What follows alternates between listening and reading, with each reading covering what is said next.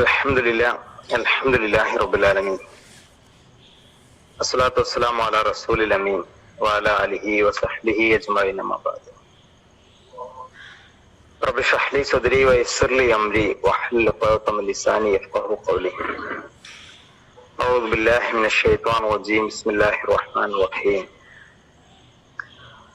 ഖദ് അഫ്ലഹൽ മുഅ്മിനൂൻ الذين هم في صلاتهم خاشعون والذين هم عن اللغو معرضون. പ്രിയ സഹോദരി സഹോദരന്മാരെ, അല്ലാഹു സുബ്ഹാനഹു വ തആല നമ്മയൊക്കെ അനുഗ്രഹിക്കുമാറാവട്ടെ. നാളെ അല്ലാഹുവിന്റെ സ്വർഗം നേടിയെടുക്കാൻ പടച്ചവൻ തൗഫീഖ് നൽകട്ടെ. ആമീൻ. പടച്ച റബ്ബ് വിശുദ്ധ ഖുർആനിലൂടെ അവന്റെ ഏറ്റവും അടുത്ത ആളുകൾ, ഇഹലോകത്തും പരലോകത്തും വിജയിക്കുന്നവർ, അവരുടെ ചില ഗുണങ്ങൾ പഠിപ്പിക്കുന്നുണ്ട്. ഖുർആനിലെ ഒരധ്യായമാണ് സൂറത്തുൽ മുഅ്മിനൂൻ. അതിന്റെ ആദ്യ ഭാഗത്ത് 11 ആയത്തുകളിൽ വിജയിക്കുന്ന വിശ്വാസികളുടെ സ്വഭാവ ഗുണങ്ങൾ വിശദീകരിക്കുന്നുണ്ട്. അതിലേറ്റവും പ്രധാനപ്പെട്ട ഒരു ഗുണം അല്ലദീന ഹും ഫീ സ്വലാത്തിഹിം ഖാശിഊൻ, അവർ നമസ്കാരത്തിൽ ഭയഭക്തിയുള്ളവരാണ്. വല്ലദീന ഹും അനിൽ ലഗ്വി മുഅ്രിദൂൻ, വ്യർത്ഥമായ കാര്യങ്ങളിൽ നിന്ന്, ഉപകാരമില്ലാത്ത കാര്യങ്ങളിൽ നിന്ന് വിട്ടുനിൽക്കുന്നവരാണ്. പിന്നീട് സക്കാത്ത് നൽകുന്നവർ, ഗുഹ്യാവയവങ്ങളെ സൂക്ഷിക്കുന്നവർ, കരാറുകളും അമാനത്തുകളും പാലിക്കുന്നവർ, നമസ്കാരത്തെ സംരക്ഷിക്കുന്നവർ തുടങ്ങി മറ്റു ചില ഗുണങ്ങളും വിശദീകരിക്കുന്നുണ്ട്. പ്രിയമുള്ളവരെ, നമസ്കാരത്തിൽ ഖുശൂ ഉണ്ടാവുക, ഭയഭക്തി ഉണ്ടാവുക എന്നത് വളരെ പ്രധാനമാണ്. ഇസ്ലാമിലെ ഏറ്റവും പ്രധാനപ്പെട്ട ആരാധനാ കർമ്മമാണ് നമസ്കാരം. അവ്വലു മാ യുഹാസിബു ബിഹി യൗമൽ ഖിയാമ അസ്സലാ. പരലോകത്ത് ആദ്യം വിചാരണ ചെയ്യുന്നത് നമസ്കാരമാണ്.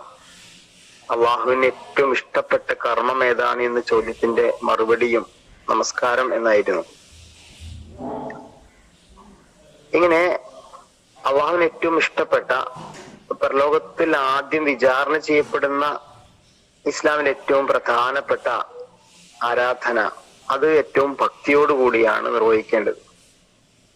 ഒരു ചടങ്ങ്, കേവലം ബാഹ്യമായ ഒരു കർമ്മം എന്നതിൽ ഇസ്ലാമിൽ ഒരു പ്രാധാന്യവുമില്ല.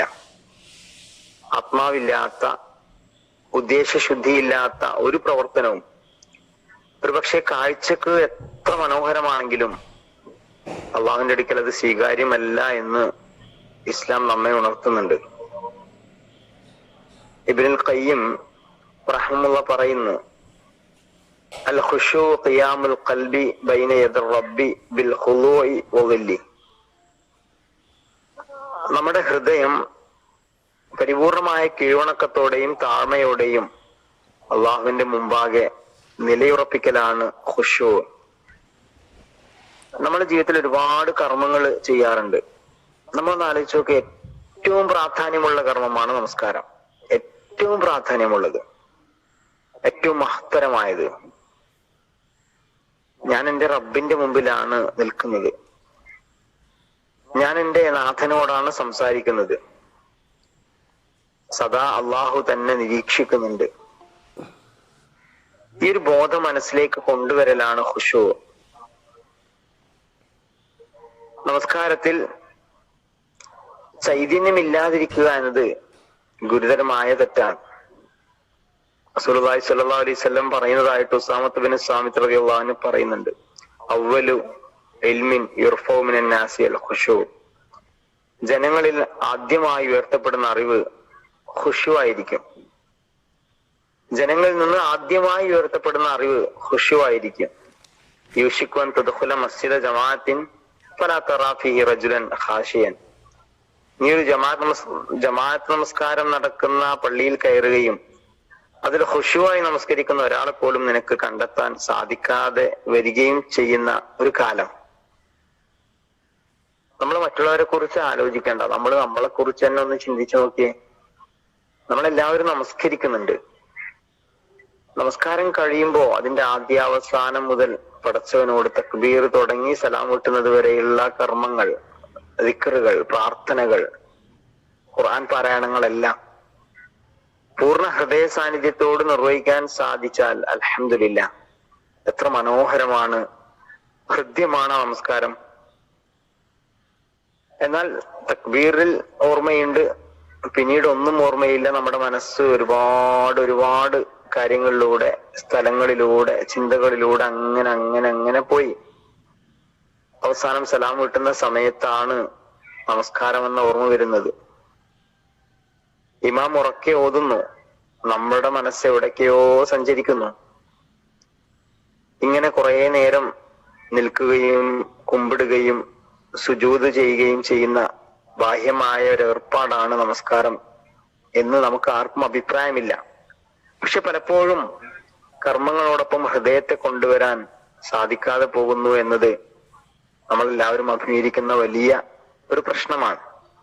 റസൂലുള്ളാഹി സ്വല്ലല്ലാഹു അലൈഹി വസല്ലം പറഞ്ഞു, നമസ്കാരത്തിലുള്ള കള്ളത്തരമാണ് ഏറ്റവും വലിയ കളവ്.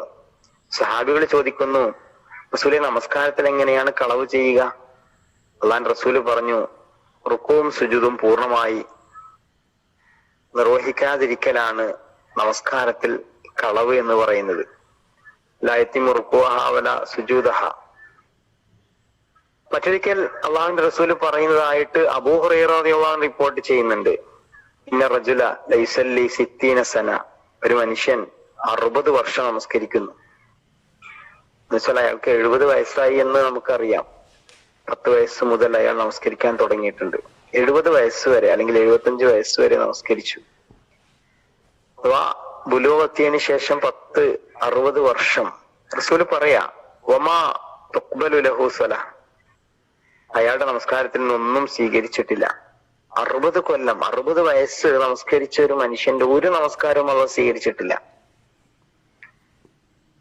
അതിന്റെ വിശദീകരണം അള്ളാഹുവിന്റെ റസൂൽ തന്നെ പറയുന്നുണ്ട്. അയാൾ റുക്കൂ ചെയ്യുന്നു, എന്നാൽ സുജൂദ് പൂർത്തിയാക്കുന്നില്ല.